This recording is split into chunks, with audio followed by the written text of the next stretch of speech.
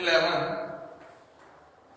आज new chapter है आपके पास, चैप्टर नंबर 5 है, चैप्टर नंबर 5 है complex numbers and quadratic equation.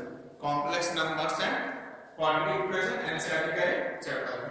तो जो complex number and quadratic equation है, ठीक है, तो क्वाड्रेटिक इक्वेशन तो आपको याद होगा कि हमने 10th क्लास में पढ़ा हुआ है क्वाड्रेटिक इक्वेशन, उसके बाद हम मालूम बात करेंगे। पहले है आपके पास कॉम्प्लेक्स नंबर। तो पहले जानते हैं कॉम्प्लेक्स नंबर। कॉम्प्लेक्स नंबर को जानने से पहले उससे पहले हम देखते हैं कि कॉम्प्लेक्स नंबर की एक्चुअल में जरूरत क्यों पड़ी है। ठीक है, तो सिंपल सी बात आपके पास है, let's suppose x square plus 1 equal to कितना हो जाए 0। लेट्स सपोज आपके पास एक क्वाड्रेटिक इक्वेशन है, x square plus 1 equal to कितना आपके पास 0 है। या आप ये समझ सकते हैं कि let's suppose we have a quadratic equation,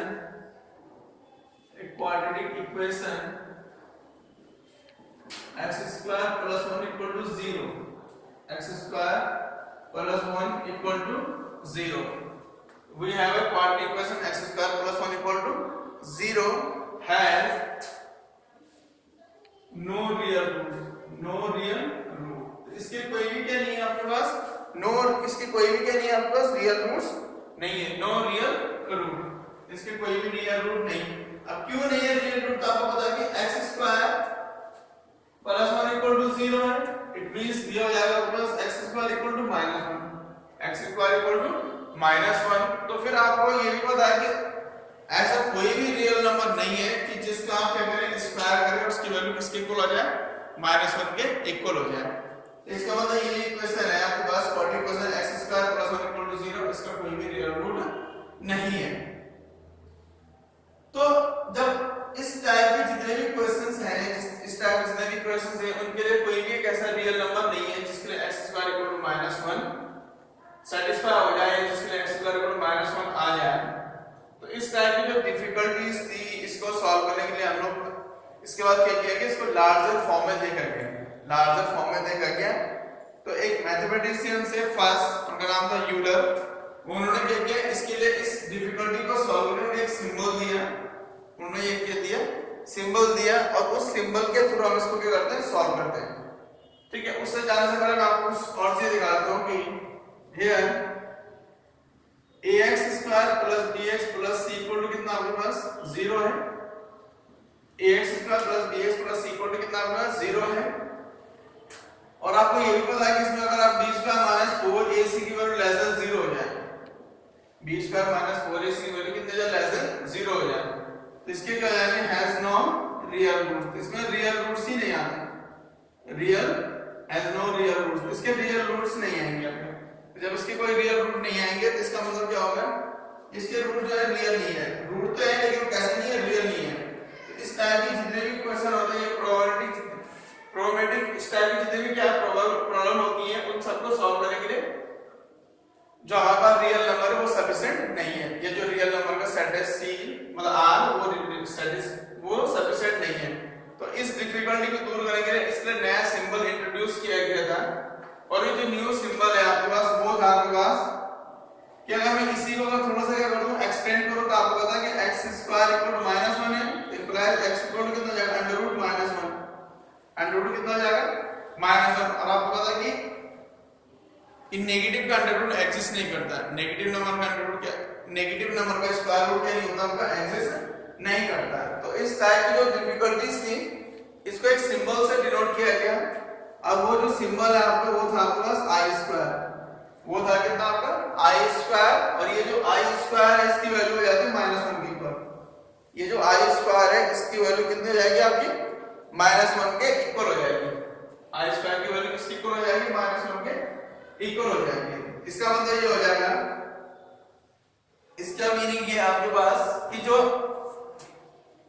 ये जो आई है, ये क्या आपके पास आई है, एक्चुअली में इसको आई है, बट हम इसको आई बोलते हैं, लेकिन ये आई होता है, ये क्या होता है आपका आई होता होता है। इसका मतलब ये जो आई है is a solution of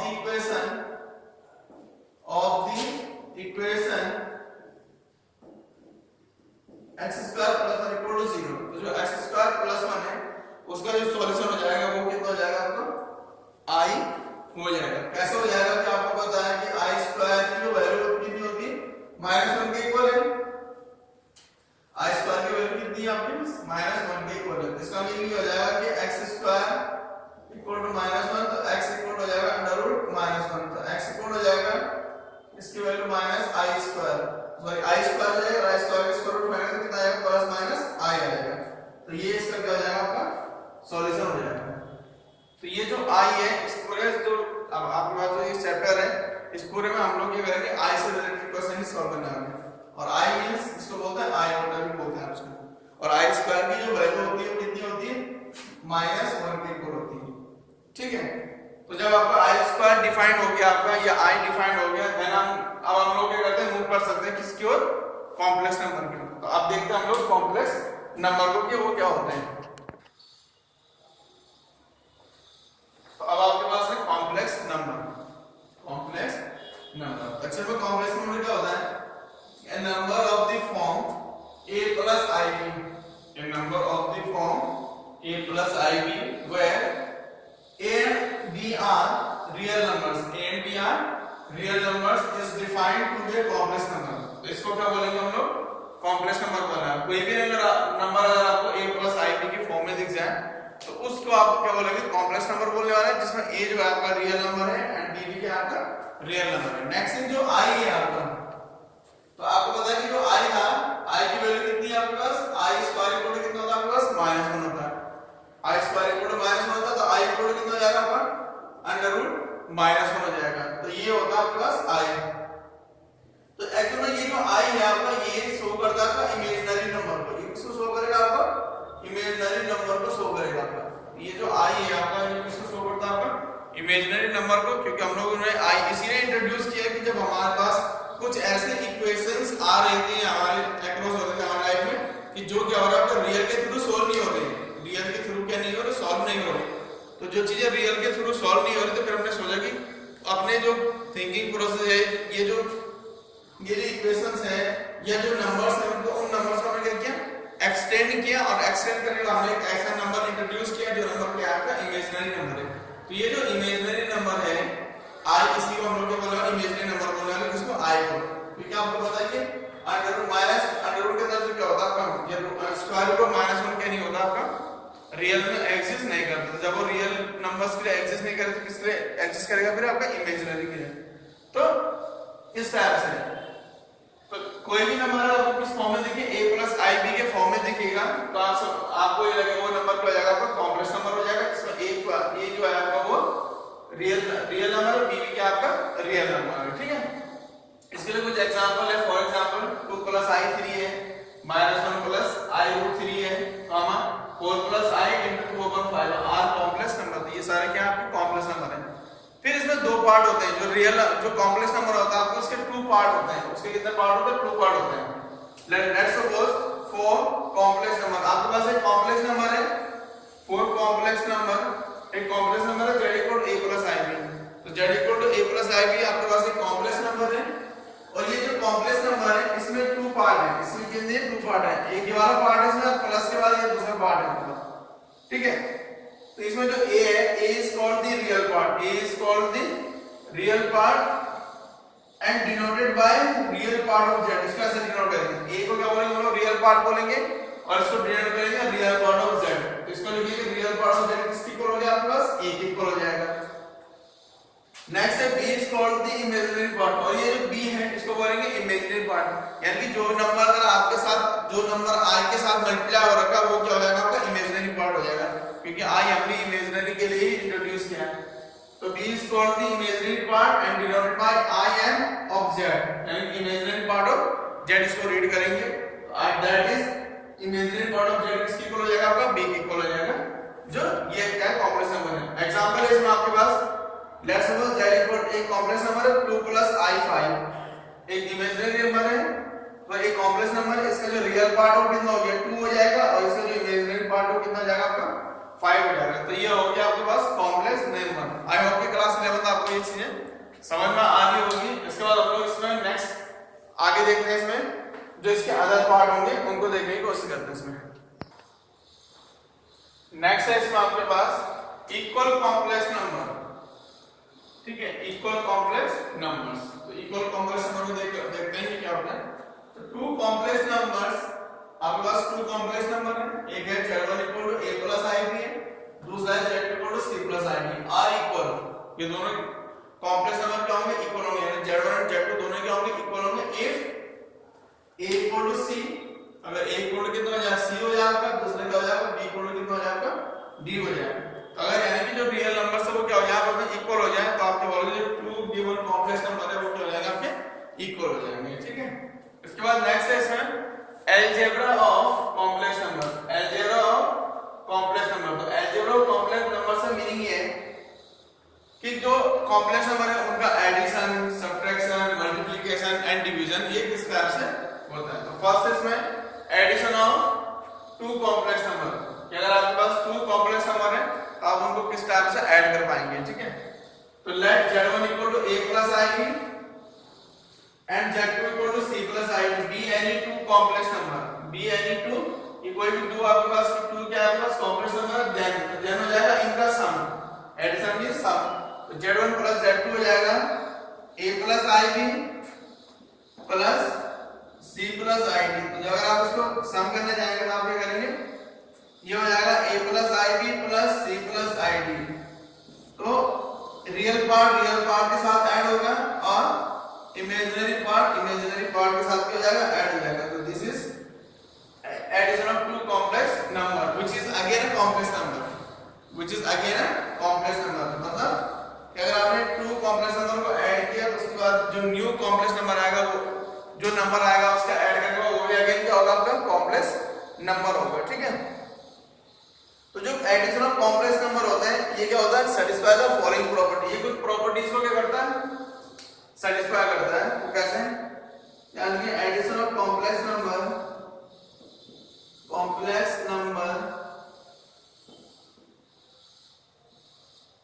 satisfies the following property, तो ये फॉलोइंग प्रॉपर्टी को करेगा, आपका सेटिस्फाई करेगा। इसमें फर्स्ट नंबर है, इसमें आपके पास क्लोजर प्रॉपर्टी, फर्स्ट है क्लोजर प्रॉपर्टी, सेकंड है आपके पास commutative law,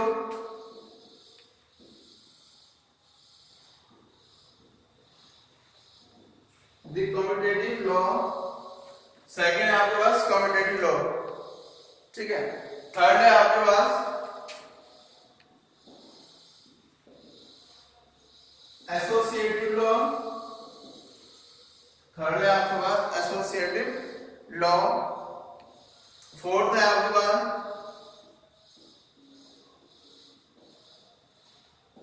existence of additive identity,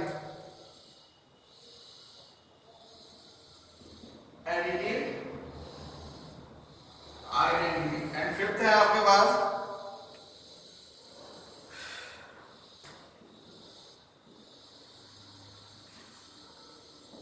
the existence of additive inverse,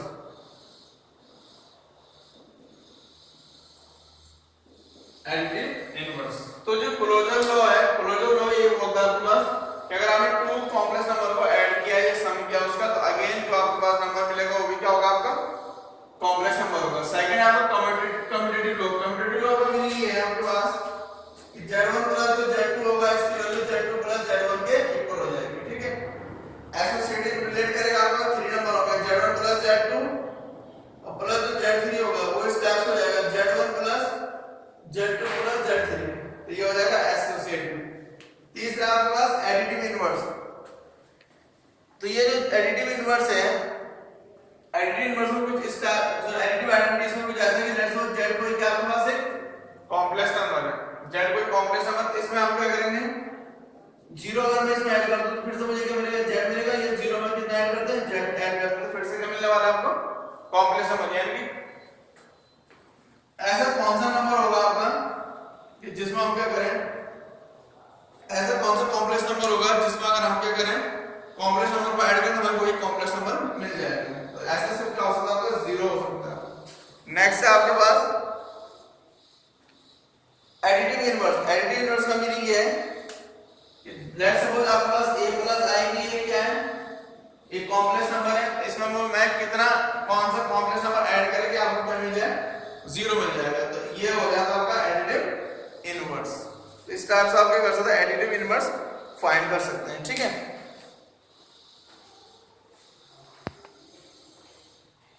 next आपके पास difference of two complex number. Difference of two complex number, इसमें ऐसा है कि let z1 equal to a plus ib and z2 equal to c plus ib are two complex number, then z1 minus z2 defined है। तो z1 minus z2 कैसे define करेंगे, z1 minus z2 है, इसको आप लिख सकते हैं z1 plus minus of z2। तो इस टाइप से आप क्या कर सकते हैं, कॉम्प्लेक्स नंबर को डिफरेंस फाइंड कर सकते हैं। डिफरेंस भी उनका क्या कर सकते हैं, सबट्रैक्शन फाइंड हो सकता है। तो ये है आपके पास subtraction of two complex number. Third हो जाएगा इसमें आपके पास multiplication of two complex number. Next आपके पास multiplication of two complex number.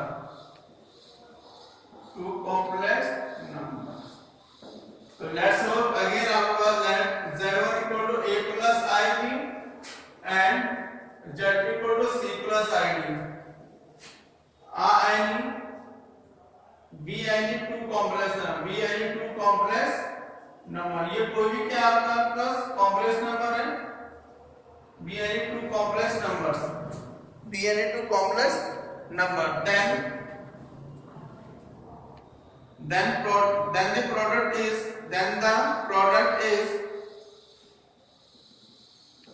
z1 into z2 is defined as, z1 into z2 is defined as, तो ये हो जाएगा आपका z1 into z2। तो यहाँ हो जाएगा आपका z1 की वैल्यू कितनी है, a प्लस ib है into c plus z2 c plus id। तो मुझे इनका क्या करना, प्रोडक्ट फाइंड करना है। तो प्रोडक्ट फाइंड करना, इनको करेंगे सिंपली मल्टीप्लाई करेंगे। तो ये हो जाएगा आपका ac plus aid plus ibc plus I square BD। तो ये हो जाएगा AC प्लस यहाँ हो जाएगा आपका I AD और ये IBC। अब I स्क्वायर की वैल्यू आपको पता माइनस में होता है, सो ये हो जाएगा आपका माइनस इस टाइप से BD हो जाएगा। तो AC माइनस BD को एक साइड लिख देंगे हम, दोनों रियल पार्ट होगा, इन दोनों से I कॉमन, तो ये हो जाएगा आपके पास AD प्लस BC। तो यही है आपके पास Z1 into Z2। This is z1 into z2, यानी कि मल्टीप्लिकेशन किया product of two complex number.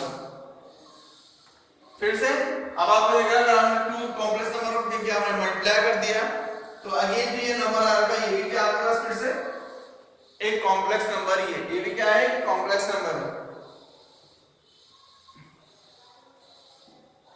फिर से है मल्टीप्लिकेशन ऑफ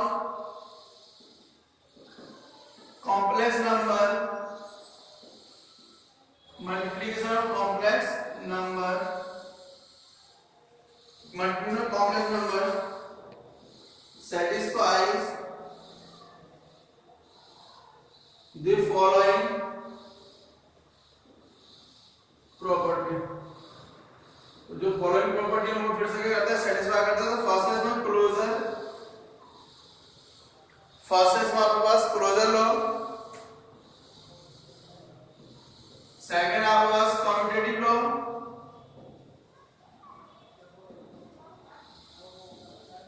थर्ड है आपके पास associative law,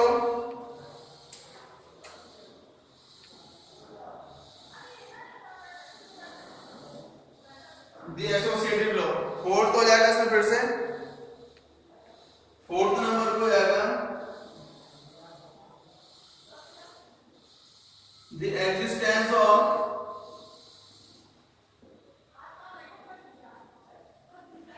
multiplicative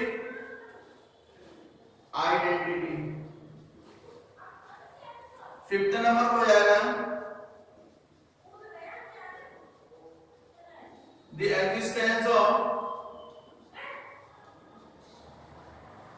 multiplicative inverse. तो क्लोजर लॉ का मतलब ये है कि अगर आपने टू कॉम्प्लेक्स नंबर को मल्टीप्लाई किया तो अगेन जो आपको नया नंबर मिलेगा कॉम्प्लेक्स, वो फिर से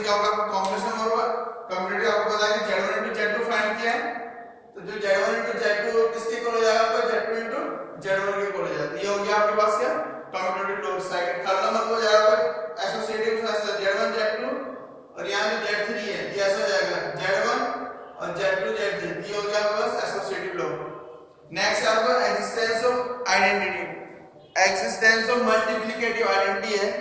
इस बार आपके पास क्या है, जो मल्टीप्लिकेटिव आइडेंटिटी है, तो मैं आपको यहाँ बता दूं जो मल्टीप्लिकेटिव आइडेंटिटी वो 1 होती है, क्योंकि मैं 1 का ऐसे लिख सकता हूं 1 प्लस i into 0 लिख सकते हैं। 1 को कैसे लिख सकते हैं हम लोग, 1 प्लस i into 0 लिख सकते हैं। तो ये जो इसी को हम लोग क्या बोलते हैं, मल्टीप्लिकेटिव आइडेंटिटी बोलते हैं। और आपको पता है कि इसी को क्या होता है, z को मैं किससे मल्टीप्लाई करूं, 1 से, तो मुझे क्या मिलेगा, z मिलेगा। ये 1 को z से मल्टीप्लाई करो, फिर से क्या मिलने वाला है आपको, z ही मिलने वाला है। नेक्स्ट है आपके पास एक्जिस्टेंस ऑफ मल्टीप्लिकेटिव इनवर्स। तो नेक्स्ट जो है आपके पास वो है मल्टीप्लिकेटिव इनवर्स। तो जो मल्टीप्लिकेटिव इनवर्स होता है तो ये होता है आपके पास मल्टीप्लिकेटिव इनवर्स में लिखेंगे हम लोग z is any complex number, z is any complex number, then 1 upon z, then जो क्या हो जाएगा आपका 1 upon z, इसको लिख सकते हैं z की power inverse is the multiplicative inverse, is the multiplicative inverse of z। ये z का क्या हो जाएगा आपका मल्टीप्लिकेटिव इनवर्स हो जाएगा, ठीक है। ये क्या हो जाएगा, सॉरी मल्टीप्लिकेटिव इनवर्स हो जाएगा किसके लिए, मल्टीप्लिकेशन के लिए। और इसी को अगर आप ध्यान से देखें तो आपको पता है कि अगर मैं z को 1 अपॉन z से मल्टीप्लाई करूं तो मुझे कितना मिलेगा, आपको 1 मिलने वाला है। 1 क्या होता है आपका, 1 होता है आपका मल्टीप्लिकेटिव आइडेंटिटी होती है। तो ये आज हमने कॉम्प्लेक्स नंबर को देखा, इमेजिनरी नंबर यानी i को समझा। उसके बाद हमने क्या किया, इक्वल कॉम्प्लेक्स इक्वलिटी ऑफ या equal of two complex number देखा, या equality of two complex number देखा। Equality means equal. देन उसके बाद हमने क्या देखा, अलजेब्रा ऑफ कॉम्प्लेक्स नंबर देखा, जिसमें हमने एडिशन देखा, सब्ट्रैक्शन देखा और मल्टीप्लिकेशन देखा। एक और होता है इसमें एक और होता है आपके पास, वो होता है आपके पास डिवीजन ऑफ कॉम्प्लेक्स नंबर। यानी कि इसमें क्या करेंगे हम लोग, डिवाइड करेंगे। इसको हम लोग क्या करेंगे, इसकी जो नेक्स्ट वीडियो आएगी उसमें देखेंगे हम लोग। इसकी जो नेक्स्ट वीडियो आएगी उसमें हम लोग इस चीज को देखने वाले हैं। किस चीज को देखेंगे हम लोग, उसमें कॉम्प्लेक्स नंबर के डिवीजन को देखने वाले हैं। मल्टीप्लिकेशन ऑफ जो मल्टीप्लिकेशन कॉम्प्लेक्स नंबर है उसमें एक और प्रॉपर्टी है इसकी, द डिस्ट्रीब्यूटिव लॉ। ये होता है the distributive law for any 3 complex number, for any 3 complex number z1 z2 and 3। अगर आपके पास 3 कॉम्प्लेक्स नंबर, एक z1 है, दूसरा z2 है, तीसरा z3 है, तो फर्स्ट वाला z1 एंड इन ब्रैकेट में जाएगा आपका z2 प्लस z3, ये हो जाएगा z1 z2 plus z1 z3। B part इसमें z1 प्लस z2 हो और इनटू क्या होगा z3, तो इसको लिख देंगे आप z1 z3 plus z2 z3। तो आप इस टाइप से क्या कर सकते हैं इसको, एक और प्रॉपर्टी है इसमें। एक्चुअली में डिवीजन ऑफ कॉम्प्लेक्स नंबर को भी आज ही देख लेते हैं इसमें कि किस टाइप से डिवीजन ऑफ कॉम्प्लेक्स नंबर को हम डिनोट करेंगे, डिफाइन करते हैं। अब आपके पास लास्ट अलजेब्रा डिवीजन में है डिवीजन ऑफ 2 कॉम्प्लेक्स नंबर। तो डिवीजन ऑफ 2 कॉम्प्लेक्स नंबर है, इसमें given any 2 complex number z1 and z2। तो z1 and z2 आपके पास कोई भी 2 कॉम्प्लेक्स नंबर है where z2 does not equal to 0, और जो z2 है उसकी वैल्यू क्या नहीं है, आपका 0 नहीं है। The question है आपके पास z1 upon z2 is defined by, तो z1 upon z2 है इज इक्वल हो जाएगा z1 into z1 upon z2। तो आप इसे इजीली क्या कर सकते हैं, यही आपके पास डिवीजन ऑफ कॉम्प्लेक्स नंबर, यही आपके पास डिवीजन ऑफ क्या हो जाएगा, कॉम्प्लेक्स नंबर। फॉर एग्जांपल आप ऐसा लिख सकते हैं लेट z1 इक्वल टू कितना आपके पास a प्लस ib है, एंड जो z2 है आपके पास वो हो जाएगा आपके पास c प्लस id हो जाएगा। और अगर आपसे पूछा जाए कि z1 अपॉन z2 फाइंड करना, तो आप क्या करेंगे a प्लस ib अपॉन हो जाएगा c प्लस id। तो ये फर्दर सॉल्व नहीं होता। उसके बाद आप क्या कर लेंगे, इसको a प्लस ib है, c प्लस id है, तो आप इसे कॉन्जुगेट कर देंगे c माइनस id और c प्लस ये भी c माइनस id, ये है आपका कॉन्जुगेट करना। और कॉन्जुगेट कैसे करेंगे, for conjugate we will replace I by minus I by minus I। तो हम लोग अगर कंजुगेट कर रहे हैं किसमें, रिप्लेस कर देंगे, माइनस आई से रिप्लेस कर देंगे। तो ये इस टाइप से हो जाएगा आपके पास। तो ये हो जाएगा a plus i b into c minus i d, आगे कौन हो जाएगा c plus i d into c minus i d. तो इनका हमें मिल जाएगा, ये हो जाएगा ए सी, फिर ये माइनस का ए आई डी प्लस का आई बी सी, और ये माइनस आई स्क्वायर बी डी अपॉन हो जाएगा, आपको दिख रहा होगा सी स्क्वायर माइनस आई डी का होल स्क्वायर हो जाएगा। ये चल रहा है आपका z1 अपॉन z2। अगर आप इसी को फर्दर सॉल्व करें तो ये हो जाएगा आपका z1 upon z2 going to equal ac, और ये आई स्क्वायर की वैल्यू फिर से -1 होती है, तो ये हो जाएगा ac प्लस bd। इन दोनों से फिर से कितना होगा प्लस का i आउटसाइड, तो bc माइनस ad। अगर आप अपन को देखते हैं ये हो जाएगा c स्क्वायर, और यहाँ हो जाएगा i square d square, i square की वैल्यू -1 होती है, so that minus into minus plus. तो ये हो जाएगा आपका डिवीजन ऑफ कॉम्प्लेक्स नंबर। इसके बाद इसको एक्सटेंड और पढ़ेंगे हम लोग। इसके बाद जो नेक्स्ट वीडियो आएगी इसकी यानी कि पार्ट 2 होगा, पार्ट 2 में देखेंगे हम लोग इसके जो अदर पार्ट, पावर ऑफ आई हो गया, कंजुगेट नंबर हो गया, मॉडुलस हो गया, मॉड हो गया, ये सारी चीजें आप लोग करेंगे पार्ट 2 में देखना। Thank you class 11, I hope कि आपको कॉम्प्लेक्स नंबर यहां तक समझ में आया होगा। इसके बाद मिलते हैं नेक्स्ट वीडियो में। Thank you class 11।